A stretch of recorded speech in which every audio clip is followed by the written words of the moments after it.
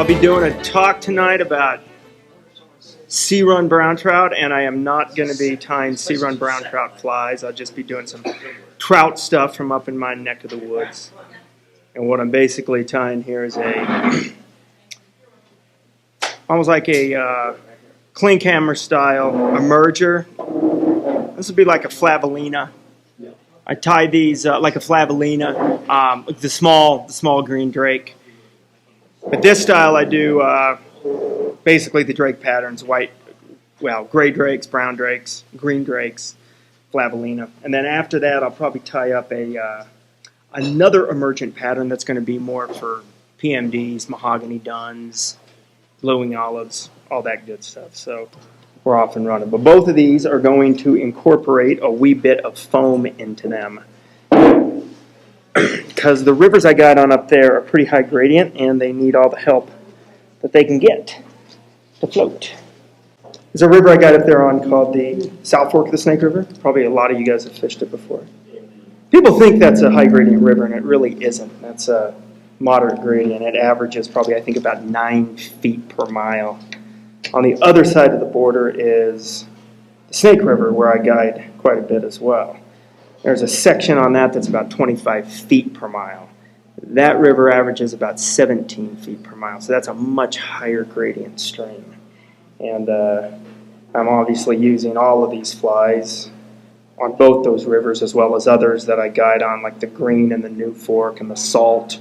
But it's really meant for these higher gradient streams. There's a guy named Ken Burkholder. Some of you may know him. Some of you have probably seen him tie. Burkus Batis. Yeah.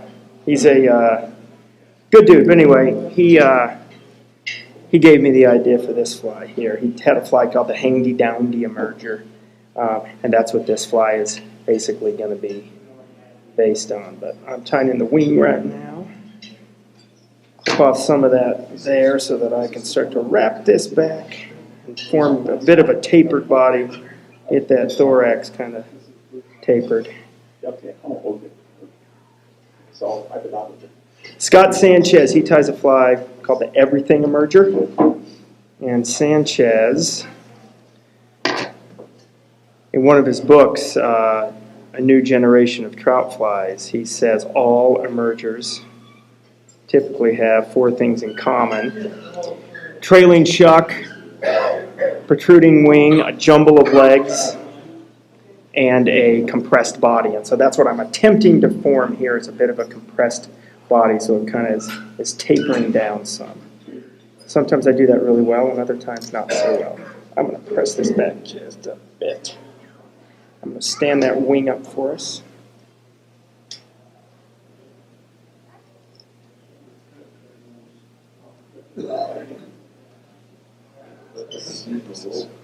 As I said, this is kind of a clink hammer style, so it's going to be kind of that curved hook.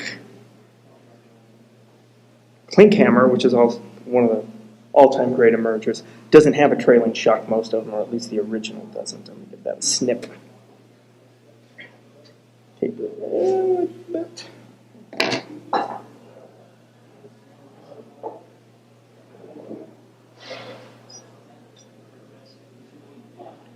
I'm going to start to take this back.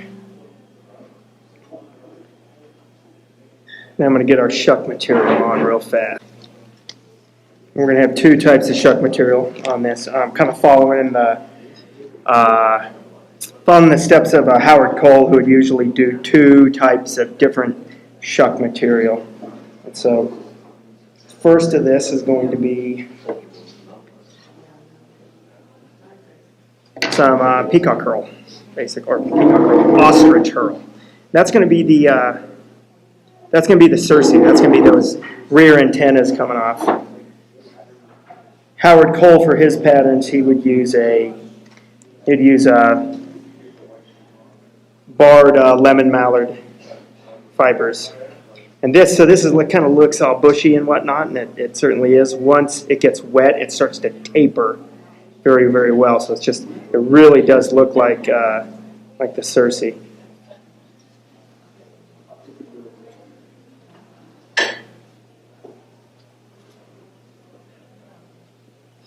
Okay, those are in, and I'm going to pull them to length.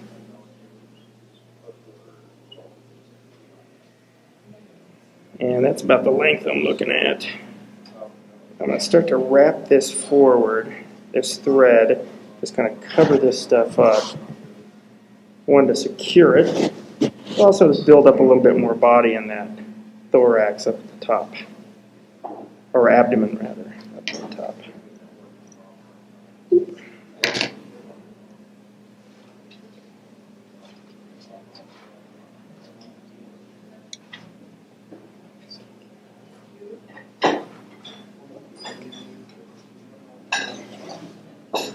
So that stuff is in, and then what's the most commonly used shuck material out there is obviously Zelon. And that's what we're going to use for the rest of that, the rest of the shuck.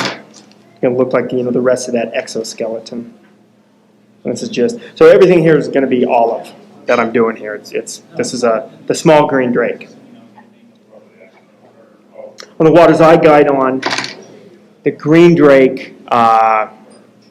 Bit more prominent on the South Fork than it is on the snake. On the snake, this style here, the flavolina, is a bit more common.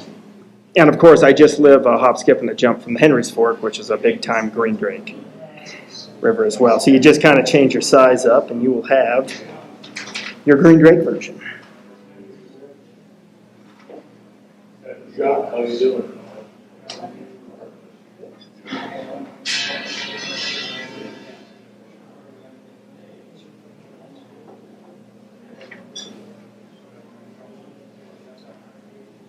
Okay. I got that Zelon on. I'm going to go ahead and trim this down.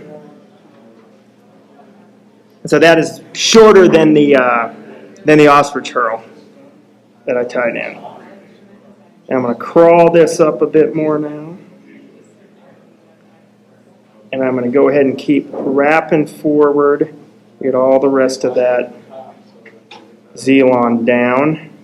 And part of that, again, is to build up some body. I'm going to go in here and just give the rest of that a snip.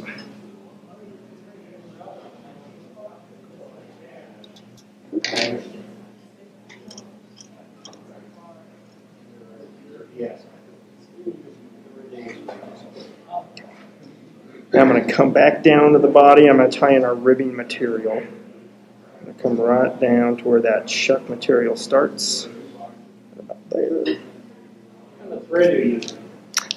This is just 8/0 monocord for the most part. I've used flat wax, which is not bad for this because you're trying to form so much body there and build up so much body that the flat wax nylon would be. It might make it a little bit quicker, but I'm never really in a hurry anymore like I used to be. Our ribbing material is going to be thread material as well, and it's going to be waxed monocord. And this stuff's brown. Yeah. I'm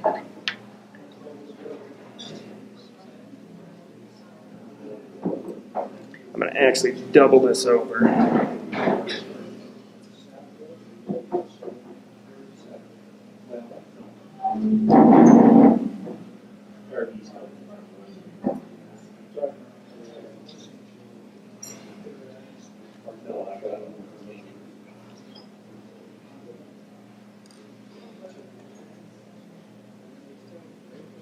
Yeah.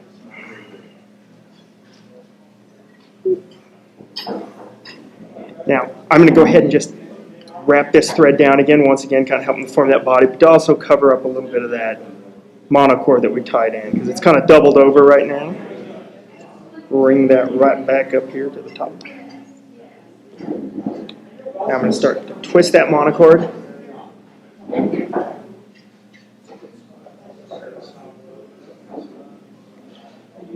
Make it nice and tight.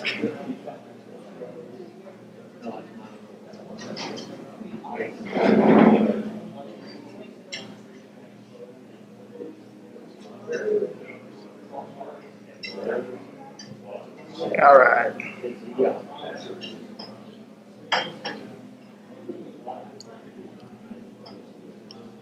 And that ought to do it. And so now you have a little bit of a ribbed body there. Now, what I'm going to do is I'm going to coat this. You guys familiar with this stuff, Softex? I'm trying to put it in front of the camera. Ugh. This stuff here. Let's see. That stuff right there. So I'm going to just coat that body with that, and that's going to firm it up and whatnot and make it a bit of a harder body. What does that do for the durability of the fly? It penetrates it. It's going to bind that monocord to the tying thread that I used for the body. Everything does that, but this stuff it's a bit more. You'll see it's very clear. It's almost translucent. So part of it is the look as well.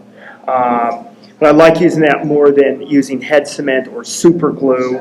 And super glue was coated on the body of the original handy-dandy emerger. When it dries, what type of texture does that material have? Well, that's the cool thing. When it dries, it almost feels like there's no texture at all. You can almost rub your finger along it, and you can kind of feel that ribbing material. But you'll see that after I coat this in here. But it dries very, very quickly. That's the great thing about it. Once I get this in here, I can just start tying on the rest of the material almost immediately.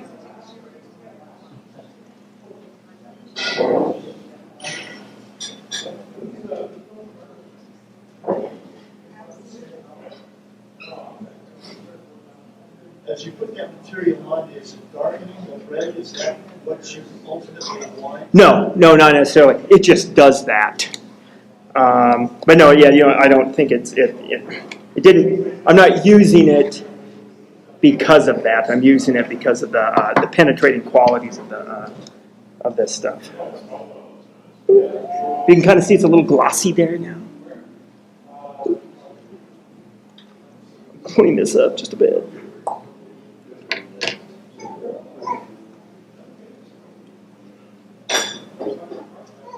Does it look as good up there as it does down here? It looks better up there.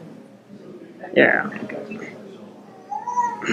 So if I touch this, there's virtually nothing there on my finger.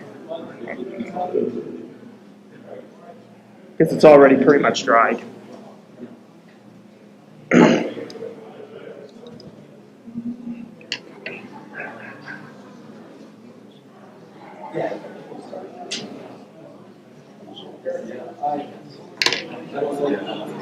Okay, now I'm going to tie in my foam.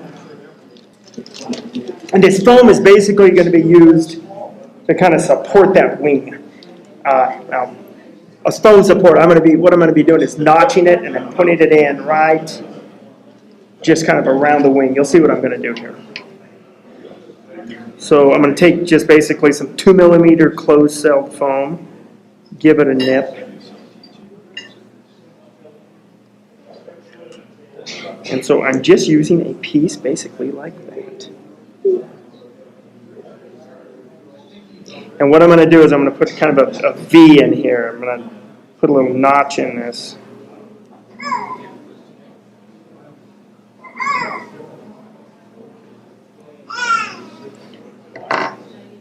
So I got a little notch like that.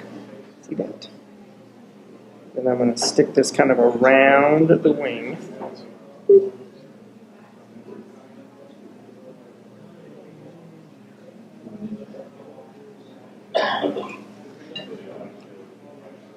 And then I'm going to take that thread around, I'm going to wrap and tie down those little pieces of foam sticking out after it had been notched.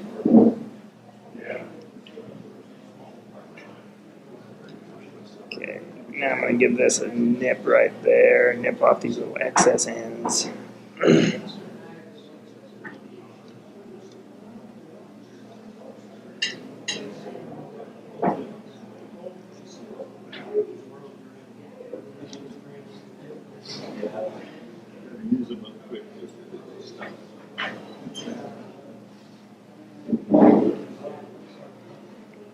And you see a little bit of foam still kind of sticking out here in front of the wing.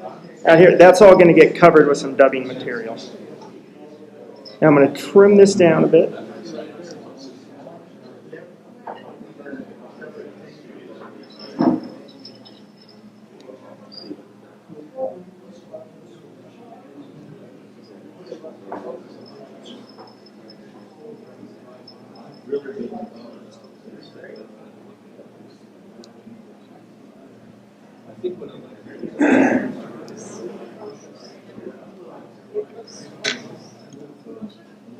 And that is literally all the foam that I'm going to have right there.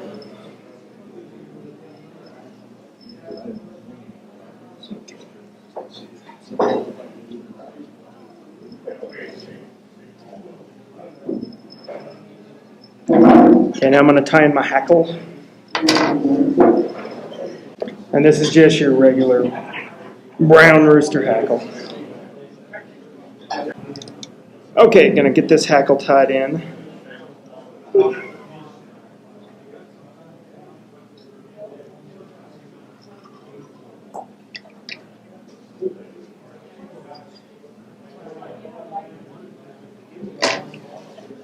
Then you can also tie in legs right here too. You can tie in, use Z-Lon, you can tie in legs. Basically, I would tie them in right in about here so that they're hanging right in through there. Almost right where that foam support meets the wing, and they'd be just coming down straight off the abdomen or the thorax of the fly. When you sit down to fly, what in that process do you use for putting that fly together? Durability. Well, part of it might be the thread, but I come from a place where the one fly is a big deal. This tournament we have called the one fly. So I carry super glue everywhere I go. And, super glue really, I'm actually going to use super glue on this fly at the very, very end. Because in that tournament, that fly starts to come apart. There's not much else you can do about it.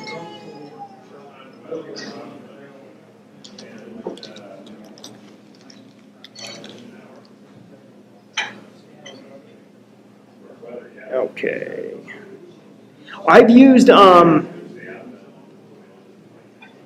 dubbing for this before, which is pretty good stuff too. It has a bit more body and it has a bit more buggy looking, so you can do that as well. But I'm just going to use your regular rabbit dubbing here.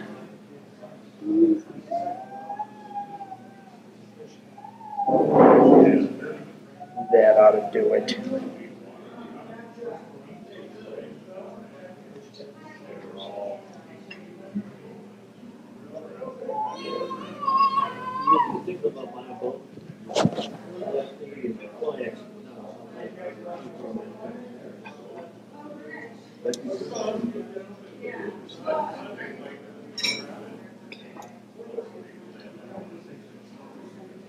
I'll apply a little bit more dubbing here.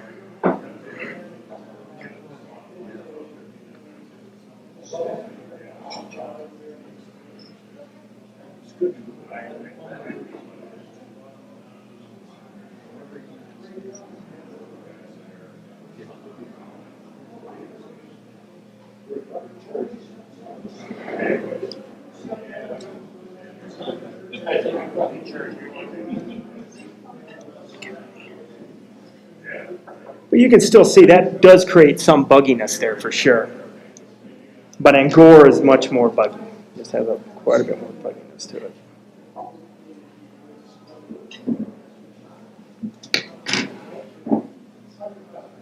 Okay, I'm just going to raise this fly up a bit like so. Okay, I'm going to give my hackle a wind here. I'm going to do quite a few of these.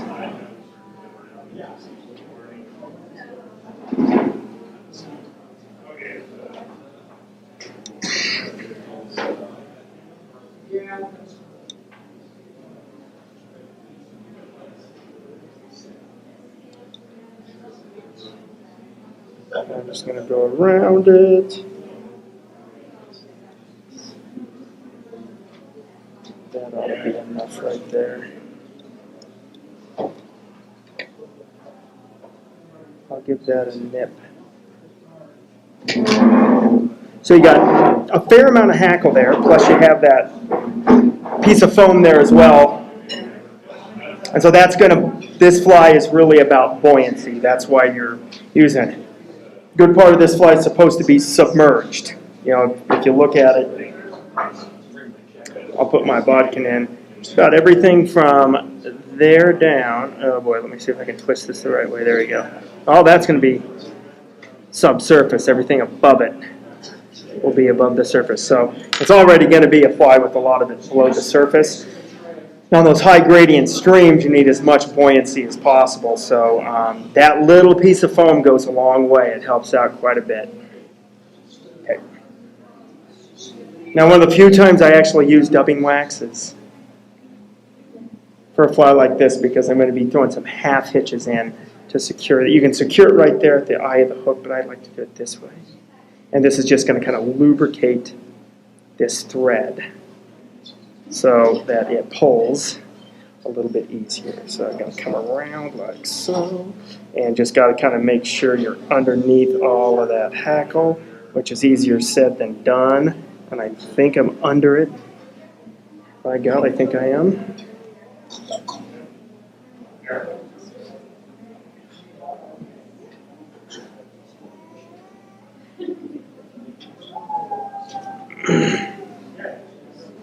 So it's looking like there. Not bad. I'll do one more half hitch.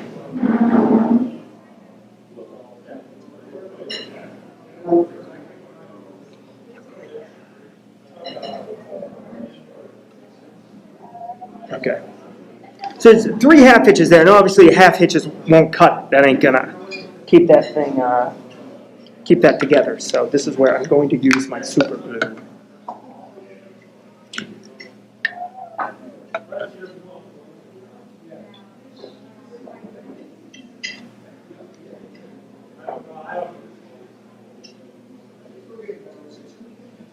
Just like Brill cream, a little dab is gonna do it. Okay, so I'm going to go right at that joint right under the hackle. And that's all you need there. But I'm also going to do it, again, just a tiny dab above the hackle where the wing meets the hackle. That's so that that hackle will not slide up that wing. Now, if you're applying it down there, most likely that hackle's not going to slide anyway, but to be on the safe side, I'm going to put it there as well.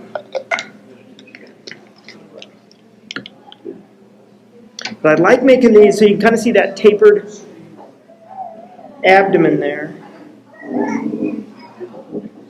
When I tie the green drake and the gray drake and the brown drake, make those bodies just a bit more narrower, and the shuck is a bit more full. No, I wouldn't say fuller, but a bit more longer.